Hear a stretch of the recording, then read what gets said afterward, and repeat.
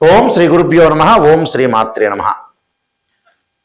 June 11వ తారీఖు నుంచి 20వ తారీఖు వరకు కూడా ఈ 10 రోజుల పాటు మేషాది ద్వాదశ రాశుల యొక్క ఫలితాలు ఏ విధంగా ఉన్నాయో ఒకసారి తెలుసుకుందాం. తెలుసుకునే ముందు ప్రత్యేకంగా ఇవన్నీ కూడా గోచారరీత్యా చెప్పబడే ఫలితాలు. అది ప్రతి వాళ్ళు కూడా ప్రేక్షకులందరూ కూడా గమనించాలి. బర్త్ చార్ట్ వేరు, గోచారం వేరు. బర్త్ చార్ట్కి గోచారానికి లాట్ ఆఫ్ డిఫరెన్స్ అనేది ఒకటి ఉంది. గోచారం అనేది 20% సూచనలు. మనం ఏం చేయాలి 10 రోజుల పాటు, ఎలాంటి నిర్ణయాలు తీసుకోవాలి, వృత్తి ఉద్యోగ వ్యాపార రీత్యా, ఆరోగ్యరీత్యా, విద్యార్థులు, స్త్రీలు ఎలాంటి నిర్ణయాలు తీసుకోవాలి, ఎలాంటి ఫలితాల వల్ల ఎలా జరగబోతుంది అని తెలుసుకోవటం, జాగ్రత్త వహించేదే గోచారం ఈ 10 రోజుల పాటు. బర్త్ చార్ట్ ఏమిటంటే లైఫ్ లాంగ్ పీరియడ్. అది లైఫ్లో ఏ విధంగా ఉండబోతుంది, వృత్తి ఉద్యోగ వ్యాపారాలు, వివాహము, సంతానము, ఆరోగ్యము, విద్యార్థుల చదువు, భవిష్యత్తు, నిర్ణయాలు, సమస్యలు ఏ విధంగా ఉండబోతున్నాయనేవి బర్త్ చార్ట్ ద్వారా మనం తెలుసుకోవచ్చు. బర్త్ చార్ట్కి గోచారానికి చాలా డిఫరెన్స్ ఉంటుంది, అది గమనించాలి. ఎప్పుడు కూడా గోచారాన్ని బర్త్ చార్ట్ని రెండింటినీ కూడా ఒకటే ఫలితాలు వస్తాయి అనేది కరెక్ట్ కాదు. గోచారం అనేది ప్రజెంట్ సిచ్యువేషన్ ఏ విధంగా ఉండబోతుంది, జస్ట్ సూచనలు, నిర్ణయాలు. బర్త్ చార్ట్ ఏంటంటే లైఫ్ లాంగ్లో తీసుకోవాల్సిన నిర్ణయాలు తెలిపేదే బర్త్ చార్ట్.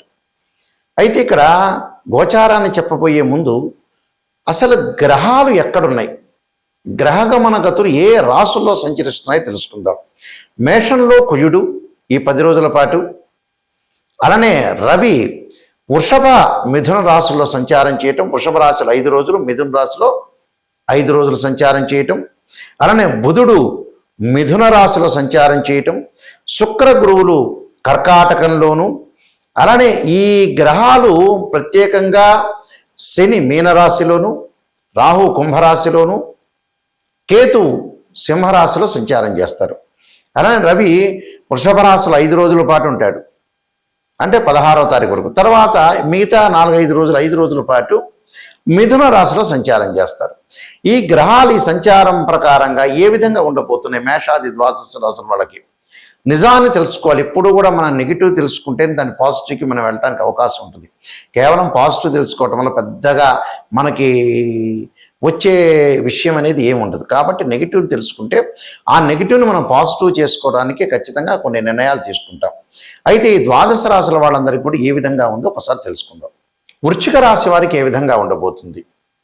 వృశ్చిక రాశి వారికి ప్రధానంగా భూములు, ఇళ్ళు అలాంటివి కొనుగోలు చేయటం, 6వ స్థానంలో కుజుడు యొక్క సంచారం వల్ల కోర్టు సమస్యలు పరిష్కారం కావటం, పిత్రార్జితం బాగా కలిసి ఇచ్చే అవకాశం ఉంటుంది. పొలాలు, అగ్రికల్చర్ ల్యాండ్ కొనుగోలు చేయటం, అలానే సప్తమంలో రవి యొక్క సంచారం, ఆ సప్తమ అష్టమాల్లో రవి యొక్క సంచారం వల్ల కొద్దిగా కోప ఉద్రిక్తుల ఆవేశం బాగా పెరగటం, ఆవేశాన్ని తగ్గించుకోండి. నూతన వ్యాపారాలు కొద్దిగా జాగ్రత్తగా తక్కువ పెట్టుబడితోటి చేయటం చాలా మంచిది. అలానే వీళ్ళకి వచ్చేటప్పటికల్లా భాగ్యస్థానంలో శుక్రుడు యొక్క సంచారం, గురు యొక్క సంచారం కర్కాటక రాశి వల్ల అనుకూలమైన ఫలితాలు, ఆకస్మికంగా ధనలాభాలు, కొత్త వ్యాపారం, కొత్త ప్రాజెక్టులు నిలబెట్టే అవకాశాలు ఉంటాయి. ఉద్యోగంలో అధికారుల యొక్క మద్దతు, అలా సంతానం లేని వ్యక్తులకు సంతానం కలగటం, శుభ కార్యక్రమాలు జరిగే అవకాశం, మంచి సుసంపన్నమైన కుటుంబం నుంచి అమ్మాయి కానీ అబ్బాయి కానీ వచ్చే అవకాశాలు, కొన్ని కోర్టు సమస్యలు, పిత్రార్జితము ఇవన్నీ కూడా పరిష్కారం కావటం, అన్నదమ్ముల మధ్యలో అక్క చెల్లెల మధ్య సఖ్యత బాగా పెరిగే అవకాశాలు ఎక్కువ ఉంటాయి.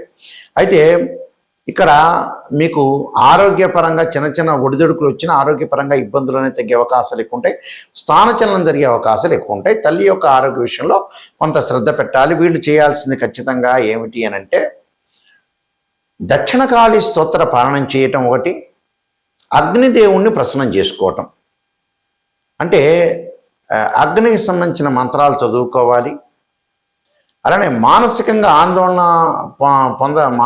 ఆందోళన లేకుండా ఉండటానికి క్షీరపుత్రాయిది అమృతతత్వాయిదీమే తన్నో చంద్ర ప్రచోదయాత్ అనే మంత్రాన్ని చక్కగా చదువుకోండి, మీకు మంచి జరిగే అవకాశాలు ఖచ్చితంగా ఉంటాయి.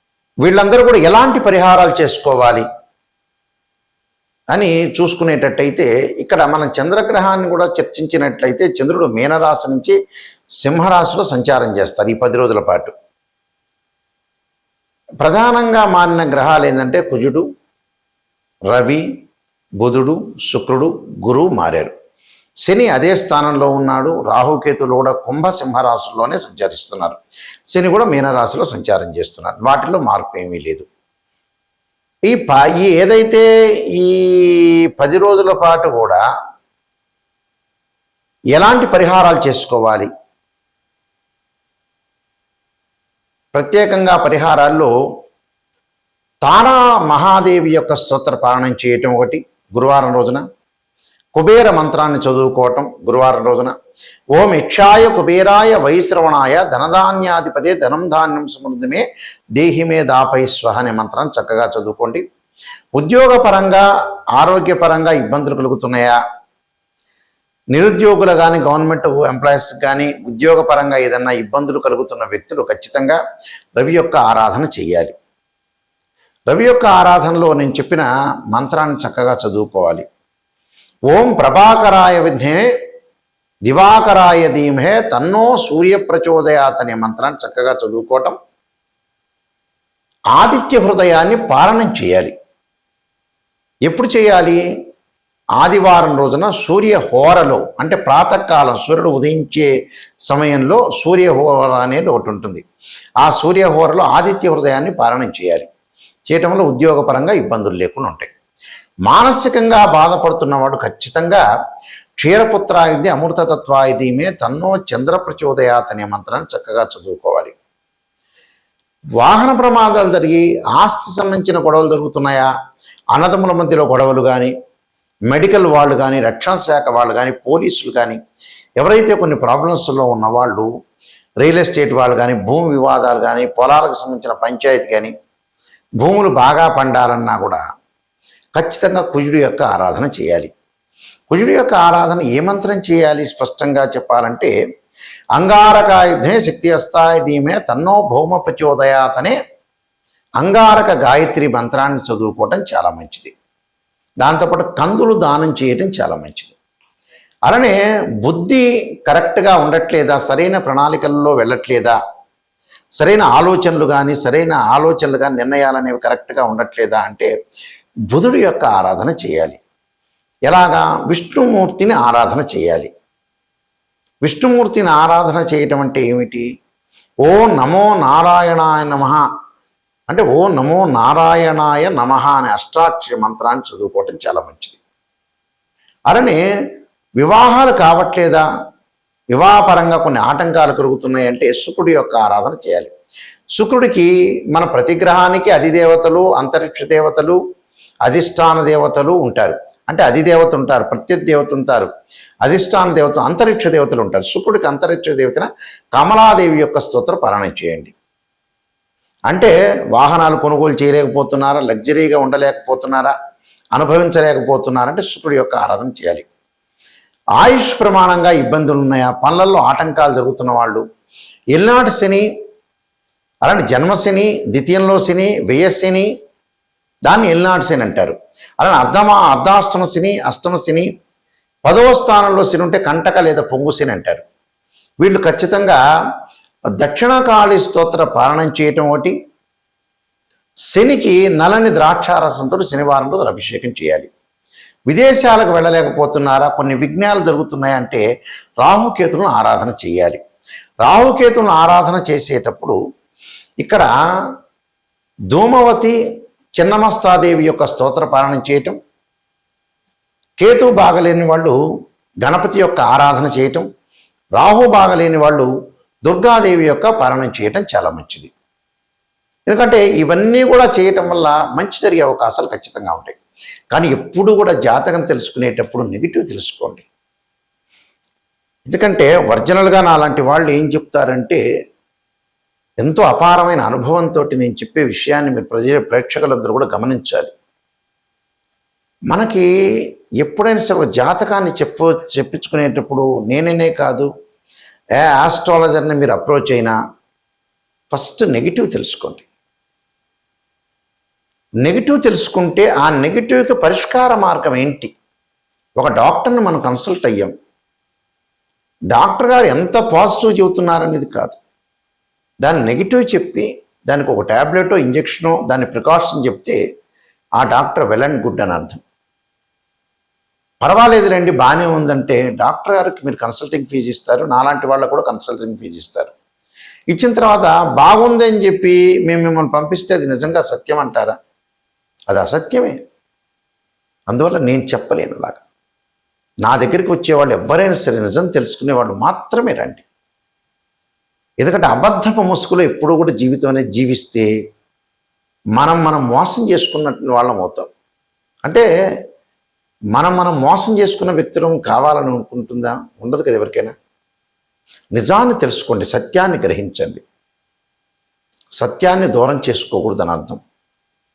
ఎందుకంటే నిజాన్ని తెలుసుకుందనుకోండి, ఒక అమ్మాయి యొక్క జీవితంలో ఇలా జరగబోతుంది, అబ్బాయి యొక్క జీవితంలో వివాహపరంగా ఇబ్బందులు కలుగుతున్నాయని ముందుగా తెలుసుకుంటే చాలా జాగ్రత్తగా ఒక ప్లాన్ ప్రకారం వెళ్ళొచ్చు.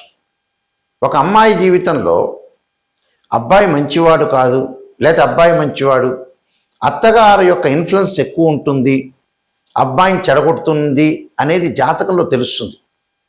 అప్పుడు మీరేం చెబుతారు? ఇలా నాయకంటి గారు చెప్పారు, మనం చాలా ఫ్యామిలీ బ్యాక్గ్రౌండే చూడాలి అని ఆలోచన చేస్తారు. కొంతమంది ఏంటంటే అబ్బాయి బాగున్నాడు, తల్లిదండ్రులు ఎక్కడో దూరంగా ఉంటారు, అమెరికాలో ఉంటారు వీళ్ళిద్దరూ, వీళ్ళు హైదరాబాద్లో ఉంటారు లేదా గుంటూరులో ఉంటారు అనుకుంటారు. కానీ ఇక్కడ చాలా సంబంధాల్లో కూడా ఇలా చెడగొట్టే తల్లిదండ్రులు ఉన్నారు. అబ్బాయి కరెక్ట్ లేనివాడు ఉన్నాడు, అబ్బాయి యొక్క తల్లి చెడగొట్టేది ఉంది, అలానే అమ్మాయి యొక్క తల్లి చెడగొట్టేది ఉంది, అమ్మాయి కరెక్ట్ లేకపోవడం కూడా జరుగుతుంది. అంటే అబ్బాయిలోనూ అమ్మాయిలోనూ మార్పులు ఉండొచ్చు. అలానే వాళ్ళ యొక్క పేరెంట్స్లో కూడా ప్రాబ్లమ్స్ తప్పులు చాలా ఉంటాయి. అందువల్ల నిజాన్ని తెలుసుకోవాలి. ఒక ఉద్యోగపరంగా కానీ ఒక వ్యాపార పరంగా కానీ మన గురువు బాగలేదంటే భాగస్వామ్యం పనికిరాదు.